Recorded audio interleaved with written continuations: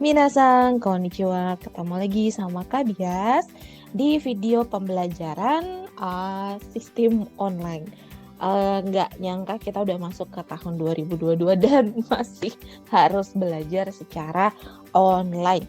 Tapi nggak apa-apa lah ya, kita bersabar. Mudah-mudahan, ini doa saya yang setiap semester saya ajukan nih. Mudah-mudahan semester ini adalah semester terakhir kita menghadapi pandemi. Mudah-mudahan semester berikutnya kita udah bisa balik ke normal lagi. Oke, ketemu lagi sama Kak Bias di sini. Saya yang akan mengajar untuk mata kuliah komunikasi massa di semester genap tahun ajaran 2021-2022. Biasanya saya mengajar untuk mata kuliah pengantar jurnalistik kalau tahun lalu, tapi tahun ini saya kembali balik lagi ke mata kuliah yang memang terbiasa saya ampu, yaitu komunikasi massa. Nah, kalau di pertemuan sebelumnya saya karena agak kurang fit, jadi terpaksa saya memberikan video dari dosen lain untuk teman-teman, tapi semoga videonya cukup mumpuni atau bahkan lebih baik daripada video yang saya buat, karena kalau saya cuma bisa buat videonya sementara ini di kamar di rumah sendiri gitu ya, dengan peralatan yang seadanya. Oke, tapi biarpun gitu tetap semangat kita belajar. Oke, saya akan share screen untuk materi kita untuk hari ini ya. Oke.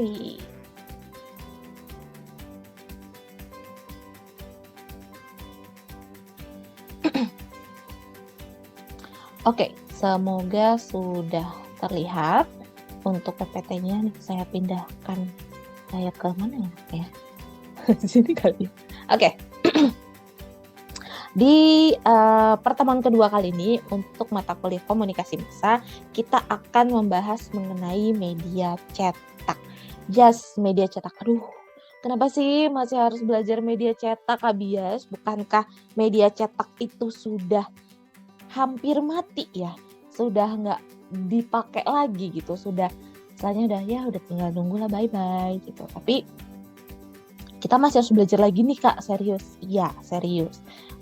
Kenapa? Karena sebenarnya semua awal media bermula itu dari media cetak, dan kita nggak bisa pungkiri meskipun media cetak itu banyak yang sudah perusahaannya ya, perusahaan media cetak itu banyak yang sudah mulai gulung tikar, atau medianya itu sendiri juga ada yang sudah tidak bisa bertahan lagi, baik sebelum pandemi atau terutama apalagi setelah pandemi. Karena setelah pandemi itu semakin banyak sekali media massa cetak yang kemudian tutup buku. Udah bye-bye lah istilahnya. Tapi kita akan tetap pelajari ya. Kok malah Oke, kita lihat dulu pertama karakteristik media cetak itu seperti apa sih. Yang pasti, yang pertama karakter dari media cetak adalah print media is a cold media. Media cetak itu adalah media yang dingin, semacam pacar kalian yang karakternya dingin gitu ya, jarang memberikan perhatian. Begitu juga dengan print media. Cuma kalian yang bisa kasih perhatian ke dia, tapi dia nggak akan kasih perhatian balik ke kalian. Karena print media itu sangat minim dalam hal interaktivitas. Jadi kan kalau kalian baca media cetak, kalian nggak bisa berinteraksi di sana gitu. Kalian nggak bisa ngobrol sama jurnalisnya gitu. Ketika kalian baca koran, Mas jurnalis ini kok tulisannya begini, atau ini informasinya dari mana, ya kan nggak bisa ya, atau kasih komentar langsung pada saat kalian baca koran Kompas atau Republika, itu tidak bisa dilakukan. That's why karakteristik media cetak it's a cold media.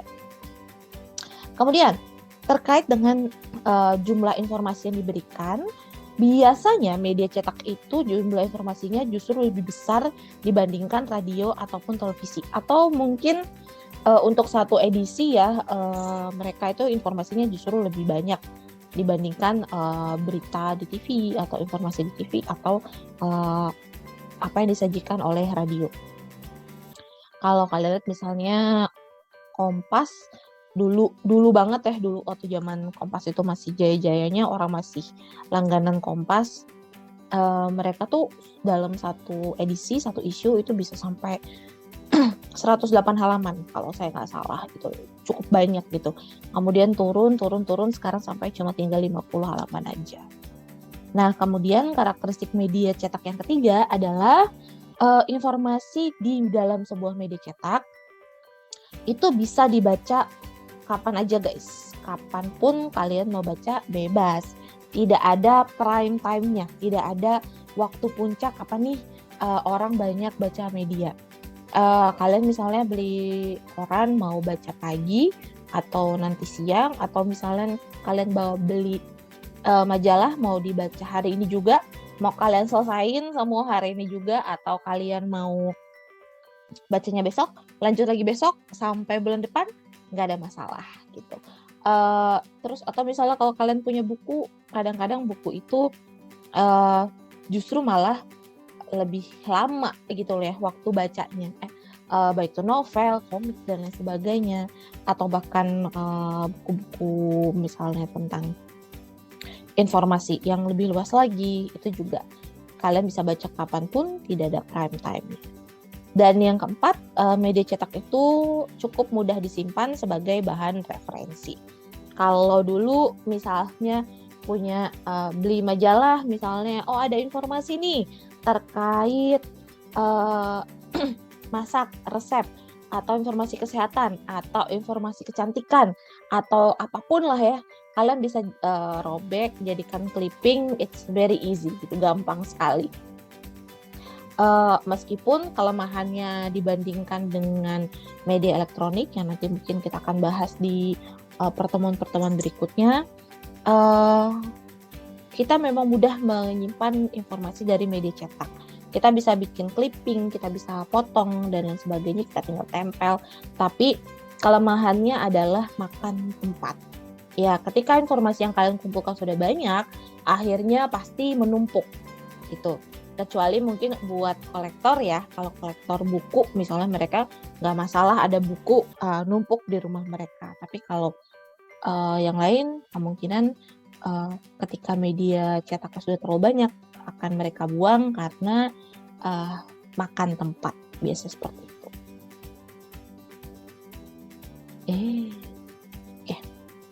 Nah, ini ada beberapa jenis dari media cetak yang kalian mungkin udah sering ketemui juga gitu, atau bahkan sudah pernah kalian pelajari juga di semester sebelumnya. Agak kepotong nih, saya pindah dulu kali ya. Nah, enaknya bisa pindah-pindah, naik turun. Misalnya yang pertama, salah satu jenis media cetak adalah surat kabar. Surat kabar ini adalah salah satu bentuk awal kegiatan jurnalistik dan organisasi pers. Surat kabar itu udah ngalamin banyak sekali masa, mulai mereka masa kebangkitan, masa kejayaan, di mana semua orang itu baca surat kabar, dan sekarang mereka sedang mengalami masa kejatuhan. Kita nggak tahu apakah mereka benar-benar akan tersingkirkan dan orang kemudian semuanya pindah ke media online, atau mereka bisa bertahan dengan bentuk yang kita belum tahu nih kira-kira bentuknya akan seperti apa nanti. Terus yang kedua, ada yang namanya majalah. Nah, kalau majalah ini dia media cetaknya tampilannya biasanya lebih menarik dan halayaknya itu lebih tersegmentasi. Kenapa lebih menarik dibandingkan surat kabar? Kalau surat kabar biasanya tampilannya hitam putih, tidak terlalu banyak warna, tidak terlalu banyak gambar. Tapi kalau majalah visualnya itu justru lebih ditekankan. Warna lebih banyak, kertasnya juga lebih bagus gitu ya. Maka hasil visual warnanya juga lebih kelihatan dan halayaknya lebih tersegmentasi. Koran bisa dibaca siapapun, tapi kalau majalah biasanya dia lebih tersegmentasi. Ada majalah khusus buat remaja, bahkan remajanya pun terbagi-bagi gitu. Remaja yang SMP, SMA, sampai yang kuliah itu majalahnya beda. Contoh nih misalnya ketika saya, ya zaman saya sekolah dulu ya, ketika saya SD, mungkin kalian pernah dengar majalahnya adalah Bobo gitu kan. dulu saya salah satu orang yang uh, saya ada salah satu anak yang dulunya saya punya orang tua yang sangat concern dengan uh, kebiasaan membaca untuk anaknya. Jadi dari dulu kita udah sering dikasih langganan, mulai dari Bobo, terus saya ingat banget dulu ada majalah namanya Anida yang lebih Islami gitu ya. Tuh ada tuh dulu. Jadi Islami banget saya waktu kecil. Kemudian ketika SMP ada yang namanya saya diganti majalahnya menjadi Kawanku.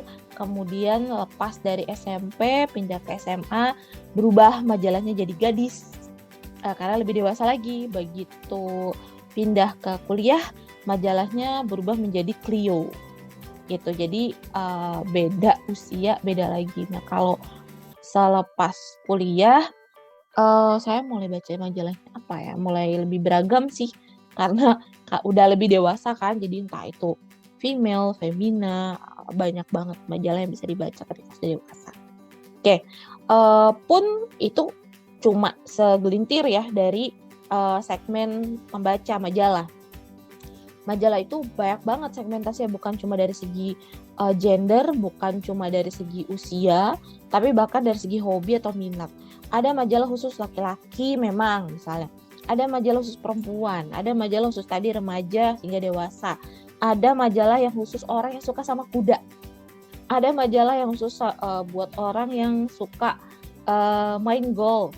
Ada majalah yang khusus buat mereka yang suka animasi Jepang misalnya. Dulu saya salah satu orang yang suka beli juga tuh majalah kayak gitu. Nah, itu serunya dulu baca majalah. Kalau teman-teman mungkin sekarang kebanyakan tidak terlalu kenal dengan majalah, saya nggak tahu. Tapi kalau dari hasil penelitian, hasil report yang saya baca, generasi kalian tidak terlalu banyak tersentuh dengan majalah karena informasi itu semua sudah ada di dalam gadget kita. Oke, kemudian setelah majalah, ada lagi salah satu jenis media cetak yang terkenal di masanya, yaitu tabloid. Nah, tabloid ini sangat erat kaitannya dengan yang namanya jurnalisme kuning atau yellow journalism. Maaf. Nah, kalau teman-teman misalnya pernah dengar atau misalnya pernah baca mungkin jurnalisme kuning itu apa sih gitu, boleh sambil tulis di komen di bawah video ini, silahkan supaya bisa nambah keaktifan. Tapi saya akan jelaskan juga di sini, jurnalisme kuning itu sebenarnya adalah salah satu julukan untuk kegiatan jurnalistik yang basisnya adalah kontroversi. Gitu. Jadi kalau misalnya tabloid itu biasanya lebih banyak membahas hal-hal yang kaitannya dengan kontroversi. Contohnya seperti apa? Nah, coba teman-teman yang jawab dulu sebelum nanti kita pindah ke video ke materi di video berikutnya. Oke, lalu yang keempat ada yang namanya buku. Nah, buku ini juga salah satu bentuk media cetak ya. Karena buku itu diterbitkan oleh satu perusahaan sendiri. Jadi bukan sekedar diterbitkan sembarangan gitu aja. Ada proses penulisan yang luar biasa di dalamnya, ada proses gatekeeping dan lain sebagainya. Nah, nanti kita akan lihat sejauh mana sih buku bertahan saat ini. Kita lanjut. Oke, kita bahas satu-satu nih. Kita mulai dari surat kabar dulu. Pertanyaannya adalah, is it dead yet? Udah mati belum sih surat kabar? Kalian masih dengar nggak sih tentang surat kabar? Masih baca? Masih beli? Atau mungkin masih ada yang langganan di rumah orang tuanya? Ceritain dong. Saya pengen tahu gitu. Kalau di generasi kalian tuh seperti apa sih hubungan kalian sama surat kabar? Sedekat apa sih gitu? Saya mau tahu. Apa is it dead yet? Atau mungkin justru masih ada kak di rumah saya, orang tua saya masih baca, saya juga ikutan baca. Tolong cerita ya kalau kalian sempat. Nah, oke, saya sekarang pindah ke sebelah sini. Oke, kalau kita lihat sekilas sejarahnya, sebenarnya memang kita nggak bisa pungkiri awalnya itu ya karena mesin cetak. Ada mesin cetak, lalu dimulailah yang namanya newspaper ini. Ini sangat mengubah cara manusia menyampaikan informasi yang tadinya misalnya lambat sekali informasi itu bisa disebarkan karena orang tuh kalau mau nulis buku atau misalnya bikin flyer harus ditulis satu-satu gitu ya.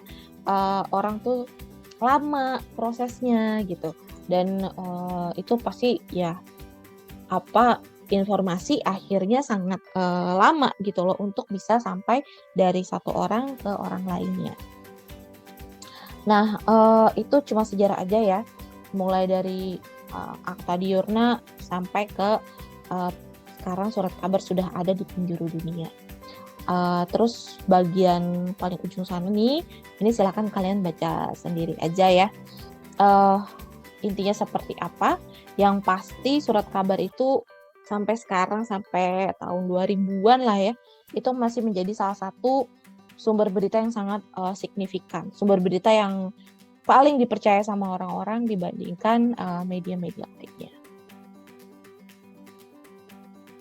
Oke, ini adalah karakteristik surat kabar. Wah, di mana nih saya supaya tidak menghalangi? Oke, di sini saja. Oke, kalau misalnya yang sebelumnya tadi kita ngomongin tentang karakteristik media cetak. Nah, kalau ini adalah karakteristik dari si surat kabarnya. Yang pertama, surat kabar itu dia punya yang namanya publisitas. Atau surat kabar itu dia bisa menyebarkan informasi kepada publik ataupun halayak ataupun pembaca. Jadi memang tugasnya surat kabar untuk mempublikasikan sesuatu, untuk menyebarkan informasi seluas-luasnya kepada publik atau halayak. Jadi ini adalah salah satu tugas mereka ya, yaitu publicity. Terus yang kedua, surat kabar itu punya periodisitas, yaitu ada keteraturan waktu terbit. Jadi terbitnya itu nggak sembarangan gitu, nggak setiap saat. Dia ada waktunya. Ada yang surat kabar yang harian tiap pagi misalnya, rata-rata surat kabar pagi.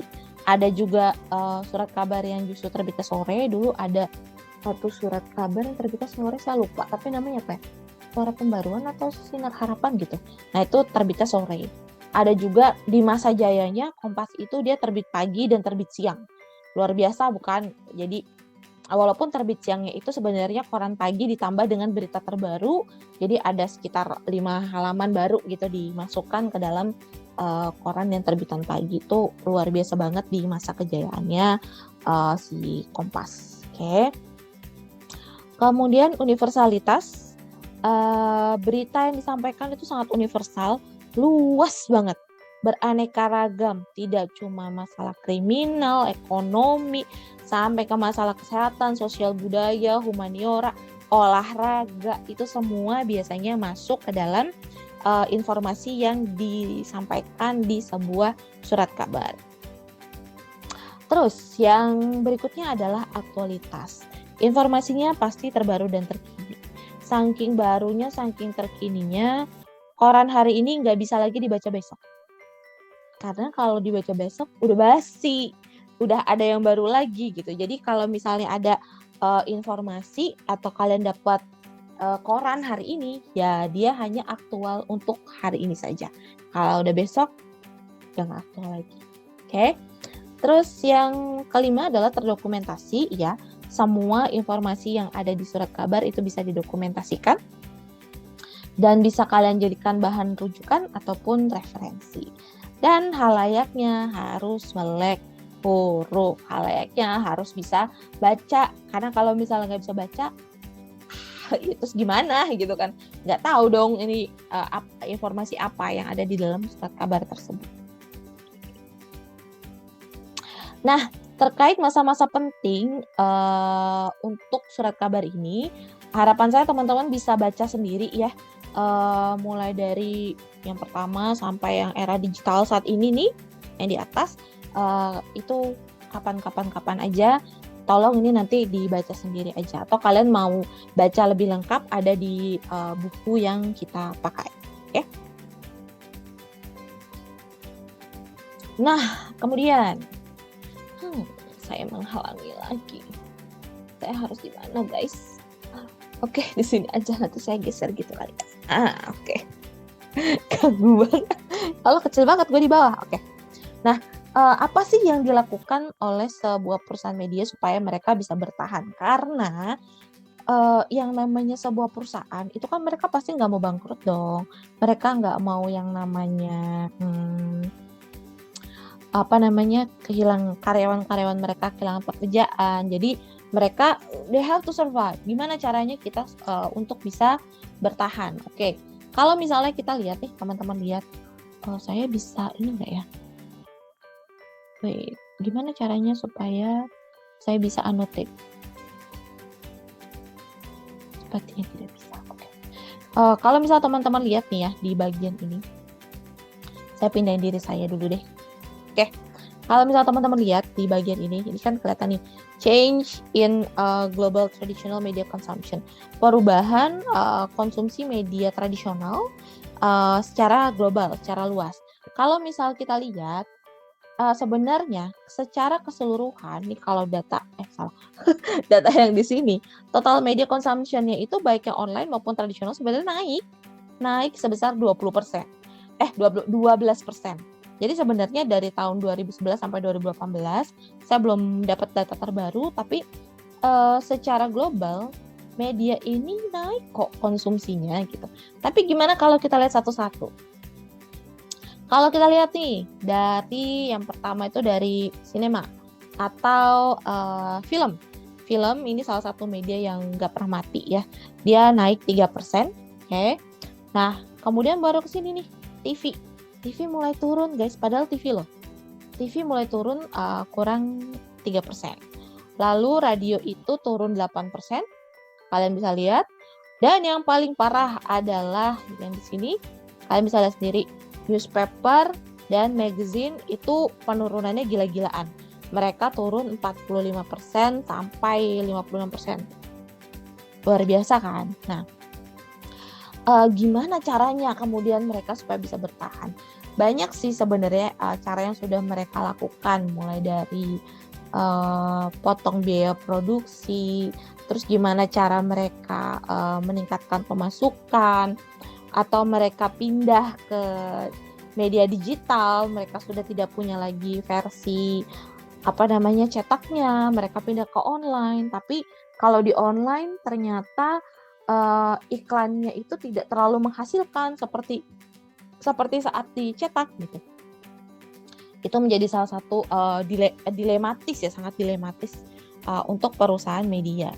Nah, akhirnya mereka harus apa? Mereka harus cari cara baru untuk menghasilkan uang. Ini kenapa saya betah mulu ya? Mereka harus cari cara baru untuk menghasilkan uang, baik lewat micropayment. Jadi ada pembayaran-pembayaran kecil yang dilakukan oleh masyarakat yang menggunakan jasa di media massa, baik itu misalnya iklan-iklan kecil dan lain sebagainya. Atau kalau mereka sudah pindah ke online, mereka ada mobile ads, atau ada bentuk advertising lainnya, atau mereka mencoba dengan cara news aggregators. News aggregators itu adalah mereka pihak yang mengumpulkan berita-berita dari media-media lain. Jadi karena saya punya Kompas nih atau saya punya Tribun misalnya, gue nyediain berita ya buat Line Today. Jadi setiap berita yang ada di Line Today sumbernya entah itu dari Kumparan, dari mana. Nah, si news aggregators itu punya kontrak dengan si perusahaan media ini. Jadi kalau mereka ada informasi yang mereka share lewat news aggregators, si news aggregators ini mereka bayar ke perusahaan medianya. Jadi kalau misalnya kalian pakai Line, kan suka ada tuh Line Today, ya kan? Nah, berita-berita yang di Line Today, emang Line yang cari? Enggak. Informasinya semua diagregasi dari Kompas, dari Kumparan, Tirto, Suara.com, atau Tribun, kalau yang saya sering lihat, atau CNN, dan lain sebagainya. Oke? Udah, berikutnya. Nah, sekarang oke, sepertinya saya perlu minum guys, sebentar ya.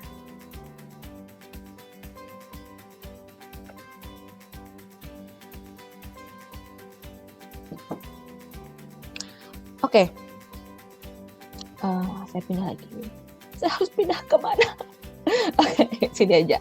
Nah, pertanyaannya, is it going online the only solution? Apakah satu-satunya cara buat media-media cetak ini bisa bertahan adalah going online?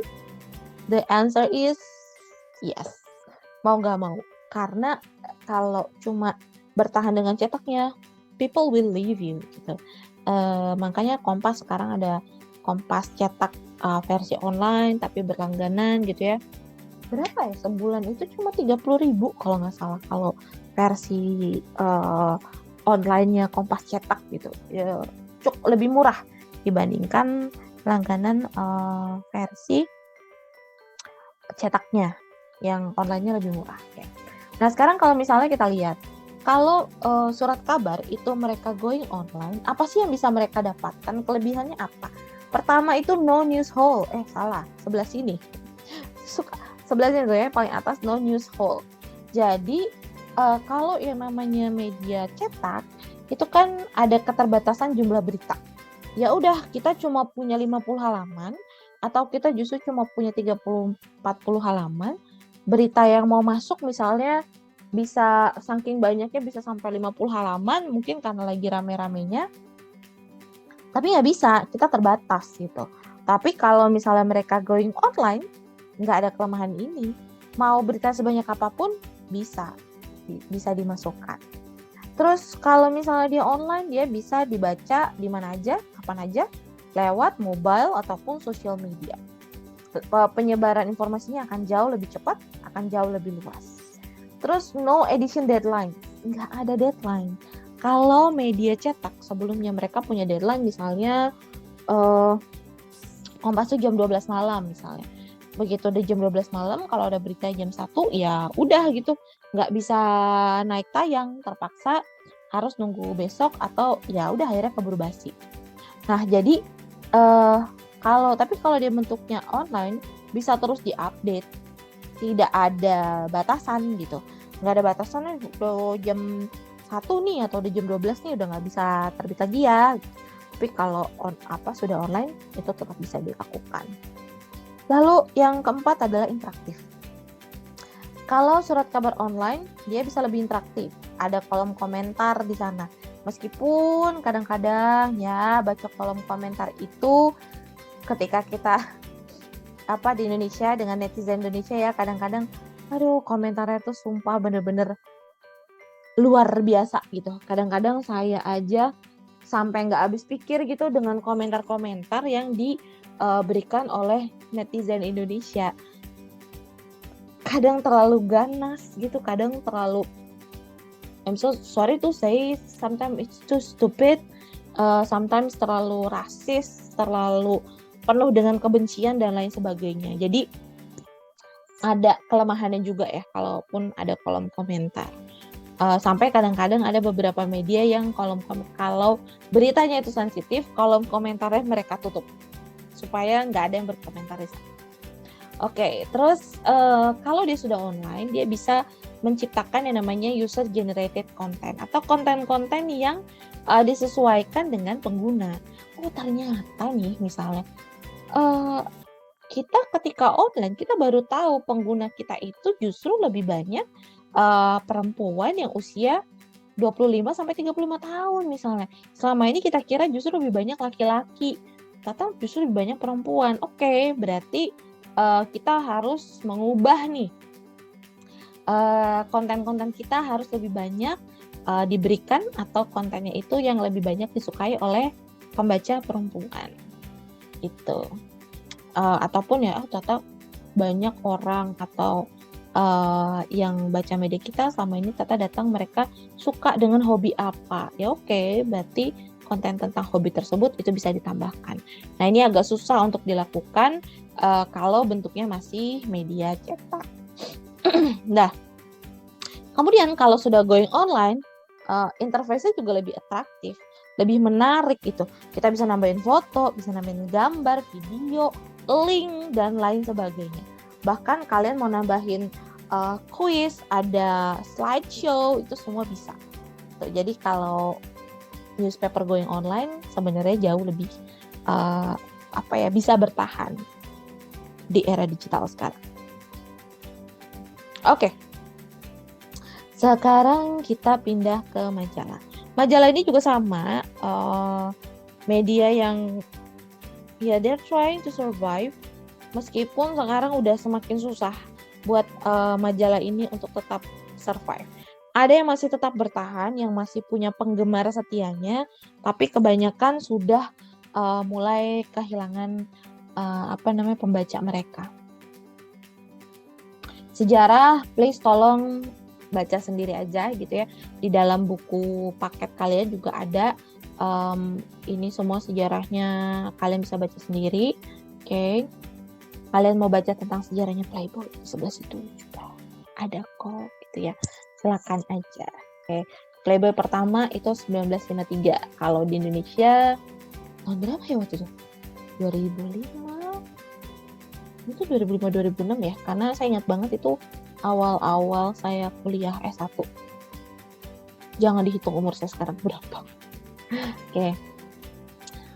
Walaupun sekarang di Indonesia udah nggak ada lagi Playboy ya. Oke. Sekarang kita lihat dulu karakteristik dari majalah. Kalau majalah karakteristiknya seperti apa sih Kak Bias? Yang pertama, majalah itu dia penyajiannya itu lebih mendalam. Jadi cara wartawannya atau reporternya menuliskan sebuah informasi itu lebih in-depth, lebih mendalam. Kenapa harus lebih mendalam? Kenapa harus lebih lengkap isinya? Atau informasinya itu harus lebih lengkap, nggak bisa cuma setengah-setengah, nggak bisa cuma seadanya, tapi harus informasinya itu selengkap mungkin. Karena jangkauan periode terbitnya tuh lebih lama, guys. Sama nih, kalau koran itu kan misalnya dia cuma 1 hari ya, besok udah basi karena ada berita baru lagi.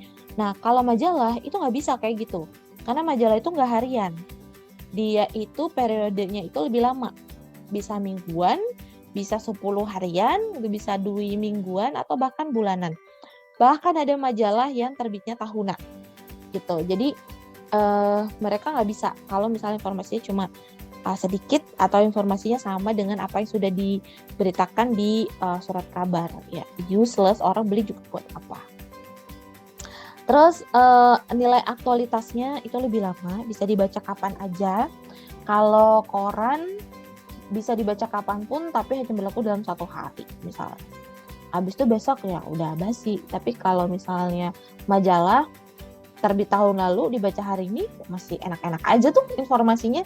Gitu, makanya banyak banget kalau kalian ke salon atau ke bengkel atau ke bank gitu ya, di mana kalian harus nunggu, biasanya disediakan majalah lama dan masih enak gak dibaca, enak-enak aja, nggak ada masalah gitu, karena aktualitasnya lebih panjang dibandingkan surat kabar. Terus dia better printing, yes, kualitas cetaknya itu pasti lebih baik daripada surat kabar. Majalah juga akhirnya lebih menarik, warnanya lebih bagus, kertasnya dipegangnya enak, kadang-kadang kertasnya wangi juga gitu. Jadi kalau baca surat kabar tangan bisa hitam-hitam gitu ya karena tintanya nempel, tapi kalau di majalah justru wanginya yang nempel. Ada beberapa majalah seperti itu. Terus tadi yang sudah saya sebutkan juga cover dulu ya. Kalau majalah itu dia punya cover. Jadi kita tahu nih dari halaman awalnya isi beritanya seperti apa. Tapi kalau koran itu kan dia nggak punya, surat kabar tuh dia nggak punya cover ya. Dari awal udah langsung ada berita. Dan yang kelima yang tadi udah disebutin adalah segmented readers, di mana pembacanya itu jauh lebih tersegmentasi dibandingkan surat kabar. Ada yang khusus untuk berkuda, golf, olahraga, nge-gym, kesehatan, bahkan ada yang majalah khusus flora fauna dan lain sebagainya. Oh. Udah pada dewasa kan? Nggak apa-apa kan ya. Ini contoh cover majalah loh ini. Online magazine, apakah majalah harus pindah online juga? Well ya gitu. Karena orang sekarang udah males bawa-bawa majalah gitu. Dulu orang menjadikan majalah itu bahkan menjadi salah satu bentuk untuk menunjukkan status seseorang. Lo bawa majalahnya apa tuh gitu kan? Gue bazar gitu kan. Gue Vogue atau gue bawa majalahnya tuh Elle misalnya. Jadi cuma dibawa gitu ya depan kan, wih gila. Dia bacaannya Vogue gitu kan. Yang satu edisi aja harganya 75.000 misalnya. Di zaman itu 75.000 tuh mahal banget guys. Nah kalau sekarang orang udah males bawa-bawa gitu kan. Kita pengen tuh kalau kemana-mana ya udah bawa handphone aja udah satu saya gitu. Nah kalau misalnya menurut kalian sendiri tantangan utamanya apa sih untuk majalah di era digital saat ini? Kalian juga bisa jawab ya, pendapat kalian seperti apa kalau di era digital tantangan buat majalah itu seperti apa? Silakan jawab di kolom komentar untuk kalian yang ingin mendapatkan nilai tambah. Oke. Nah, untuk Yellow Journal untuk tabloid kita akan lanjutkan di video berikutnya. Untuk video pertama ini saya cukupkan dulu sampai di sini. Kalau misalnya ada pertanyaan, kalian juga bisa tanya di kolom komentar atau tanya di dalam forum mingguan. Oke, kita ketemu di video berikutnya. Ini saya stop dulu. Oke, kita ketemu di video kedua. Kita akan bahas mengenai tabloid dan buku. Oke, sampai ketemu di video berikutnya. Dadah!